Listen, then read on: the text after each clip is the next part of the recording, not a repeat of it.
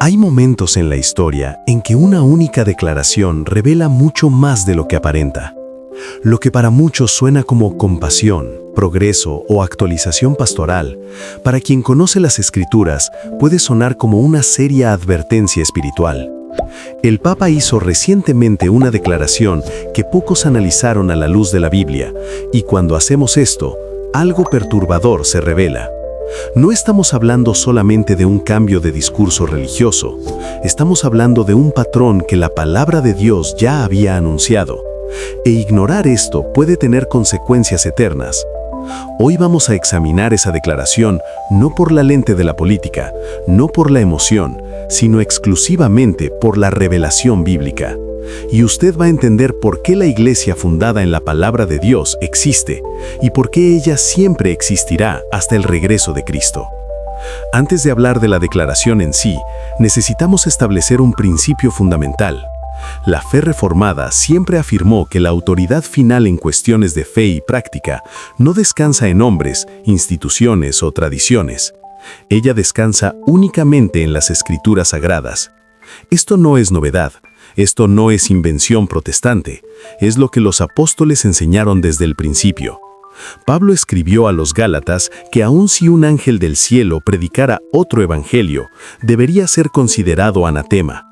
Retaren la seriedad de esta afirmación. Ni ángeles, mucho menos hombres, tienen autoridad para alterar, suavizar o reinterpretar el evangelio según conveniencias culturales. Ahora, esto nos lleva a una pregunta crucial. Si ni los ángeles pueden hacer eso, ¿puede hacerlo un líder religioso terrenal? La respuesta bíblica es no, pero lo que vemos sucediendo hoy es exactamente el intento de hacer eso. Y curiosamente, la Biblia ya describió que este patrón sucedería. La declaración reciente del Papa toca cuestiones morales, eclesiológicas y doctrinales que durante siglos fueron consideradas inmutables dentro de la propia tradición católica. Para muchos, esto suena como progreso, para otros misericordia, para algunos evolución teológica. Pero vamos a hacer la pregunta que importa. ¿Esto está alineado con la revelación bíblica? Porque si no está, entonces no importa cuán hermoso suene, cuán inclusivo parezca o cuán bien aceptado sea por la cultura contemporánea. Si contradice las Escrituras, contradice a Dios. Y aquí está el punto que muchos no perciben. Cuando una institución religiosa comienza a moldear su mensaje de acuerdo con la aceptación cultural, ella deja de ser sal y luz. Ella se convierte en apenas una voz más en el coro del mundo. Jesús fue claro, el mundo odia la verdad, porque la verdad expone el pecado. Cuando la iglesia deja de ser odiada por el mundo, es porque ella dejó de predicar la verdad. Permítame mostrarle algo que va a aclarar esto completamente. ¿Recuerda la historia de Jeroboam?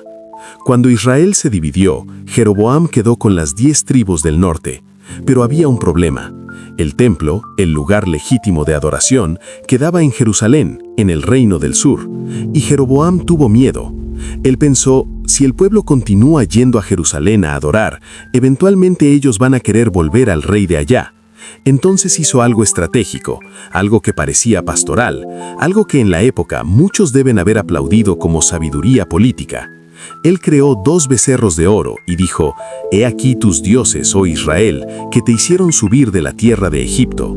Construyó templos alternativos, nombró sacerdotes que no eran levitas, cambió las fechas de las fiestas y justificó todo diciendo, «Es demasiado cansador para ustedes subir a Jerusalén». Parece razonable, ¿no es cierto? Pero la Biblia llama a esto el pecado de Jeroboam. ¿Por qué? Porque él colocó la conveniencia por encima de la obediencia. Él adaptó la adoración para agradar al pueblo, pero desobedeció a Dios. Y aquí está la lección devastadora. Generaciones enteras en Israel cayeron a causa de esto. Pare y piense en eso por un momento. Cuando líderes religiosos alteran el patrón bíblico por conveniencia, por popularidad o por miedo, ellos no están sirviendo al pueblo, están conduciendo multitudes al error. Ahora vamos a lo que realmente importa. La Biblia describe patrones específicos que marcarían los últimos tiempos. Pablo escribe a Timoteo que vendrá tiempo en que los hombres no soportarán la sana doctrina. Al contrario, según sus propios deseos, juntarán maestros para sí mismos, teniendo comezón de oír. Ellos se negarán a oír la verdad y se volverán a las fábulas. Ahora piense conmigo. Vivimos en una era donde la verdad absoluta es rechazada, donde cada persona quiere definir su propia verdad, donde la iglesia es presionada constantemente a adaptarse, a ser más agradable, a no ofender. Y cuando una de las más grandes instituciones religiosas del mundo cede a esas presiones, esto se encaja exactamente en el patrón bíblico que las Escrituras describen para los últimos tiempos. No estoy diciendo que esto es necesariamente el cumplimiento final y literal de profecías específicas, pero es consistente con el tipo de alejamiento de la verdad que la Biblia dice que marcaría los días finales. Existe una diferencia fundamental entre autoridad legítima y autoridad reivindicada. Autoridad legítima viene de Dios y está fundamentada en su palabra. Autoridad reivindicada viene de hombres y está fundamentada en tradiciones, títulos y estructuras eclesiásticas. Jesús confrontó esto constantemente con los fariseos. Ellos tenían la cátedra de Moisés, tenían la tradición, tenían la estructura, pero no tenían la verdad, porque sustituyeron la palabra de Dios por las tradiciones de los hombres. Y Jesús fue implacable al denunciar esto. La misma dinámica sucede hoy. ¿En quién confía usted cuando la Biblia confronta su tradición? Esta es la pregunta que define todo. Cuando un decreto papal contradice las Escrituras, él no posee autoridad espiritual verdadera. Puede tener peso institucional, puede tener impacto histórico, puede influir millones, pero no tiene aprobación divina. Y aquí está algo que necesita ser dicho con amor, pero con firmeza. Miles de millones de personas pueden estar equivocadas. La mayoría casi siempre lo está. Jesús dijo que el camino es estrecho y pocos son los que lo encuentran. La teología reformada no existe para estar en contra de algo. Ella existe para estar a favor de algo muy específico: la supremacía absoluta de las Escrituras sobre toda y cualquier autoridad humana. Esto significa que no importa cuán antiguo sea un concilio, cuán venerada sea una tradición, cuán popular sea un líder, si lo que ellos enseñan contradice la Biblia, necesitamos rechazar, no por rebeldía, sino por obediencia a Dios. Permítame usar una imagen que va a quedar clara. Imagine un barco en medio del océano. La brújula apunta hacia el norte magnético. Ahora, imagine que el capitán decide que el norte está en otra dirección porque la tripulación lo encuentra más conveniente. ¿Qué sucede? El barco se pierde. La Escritura es nuestra brújula. Ella apunta siempre en la misma dirección, independientemente de cómo nos sintamos al respecto. Lutero no se levantó contra Roma porque quería crear división. Él se levantó porque su conciencia estaba cautiva a la palabra de Dios. Y cuando le ofrecieron la oportunidad de retractarse, él respondió algo que resuena hasta hoy. Aquí estoy, no puedo hacer otra cosa, que Dios me ayude. Esta es la postura reformada. No es arrogancia, es sumisión radical a las Escrituras. Y es exactamente esto lo que falta hoy en muchas iglesias. Entonces, ¿qué hacemos con todo esto? Como cristianos reformados, como personas comprometidas con la autoridad de la Biblia, necesitamos hacer tres cosas.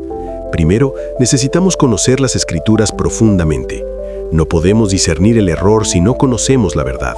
No podemos identificar apostasía si no estudiamos doctrina. La iglesia está débil hoy porque los cristianos están bíblicamente anémicos. ¿Recuerda a los bereanos? Ellos oían a Pablo, un apóstol, y aún así examinaban las Escrituras diariamente para confirmar si lo que él decía era verdad. Si ellos hicieron eso con un apóstol inspirado, ¿cuánto más nosotros debemos hacer con cualquier líder humano hoy? Segundo, necesitamos tener coraje para confrontar el error, aun cuando él viene de fuentes respetadas. La verdad no se dobla ante la tradición, la verdad no se intimida con títulos eclesiásticos. Tercero, necesitamos evangelizar con urgencia, porque las declaraciones que vemos hoy son señales de que patrones bíblicos se están cumpliendo ante nuestros ojos. Y millones de personas están siendo conducidas al engaño porque confían en hombres en vez de confiar en Dios.